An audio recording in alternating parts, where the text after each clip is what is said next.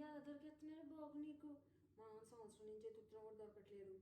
ఏంటి కండిషన్లా? నాకు పెద్దగా ఏం కండిషన్ లేవు, కానీ కొబ్బరి తోట ఉండాలని నాన్నకి, కోడి పందాలు మంచి పట్టు ఉండాలని నాకు, మా అమ్మకేమో కాస్త వెనకేసుకుని ఉండి కొంచెం ఆడపడుచులు వాళ్ళు వీళ్ళు ఉంటే బాగుండని.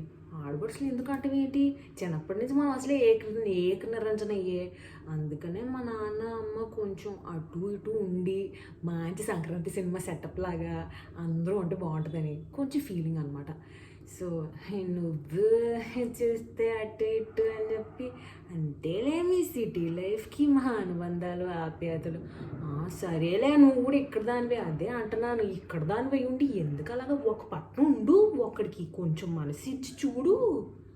అంతేగాని అటు ఇటు స్వైపింగ్ చేస్తూ అటు ఇటు, అది ఆ సినిమాలో ఎస్విఎస్లో పరిగెట్టేస్తూ ఉంటుంది ఊరంతా, నువ్వు ఇల్లంతా, అదే ఊరంతా కాదు కానీ ఇల్లంతా పరిగెట్టేస్తూ ఉంటుంది సీత. అంటే పరిగెట్టేకి ఒక పట్నం ఉండు.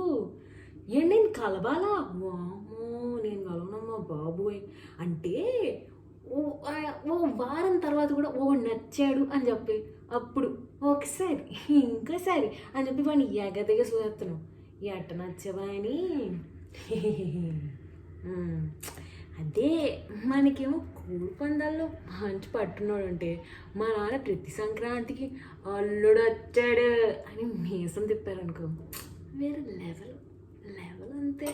అది ఉంటే చాలా మనకి. నేను రెడీ అయినా ఇప్పుడు వద్దులే పెళ్ళి, అందరినీ పిలిచి ధూమ్ ధామ్గా ఏది వరుడు సినిమాలో సెటప్ చూసావా, పొలం మధ్యలో పెళ్ళి చేసుకుంటే అసలు మన ఊరిని చూసి పొలాల మధ్యలో పెళ్ళిళ్ళు అవి సెటప్లు చేశారేమోనే అనిపిస్తుంటుంది ఆ సినిమా చూస్తే.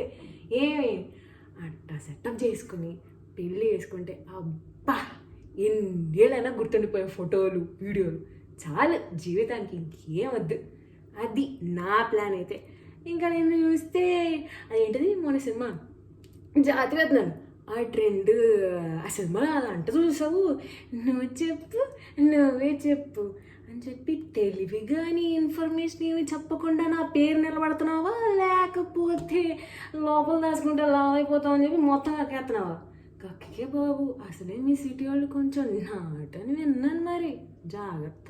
తర్వాత నా దగ్గర పరిగెత్తుకుని రాకమ్మా, నువ్వు చెప్పినా నేను వెళ్ళలేదు అని. ఏంటి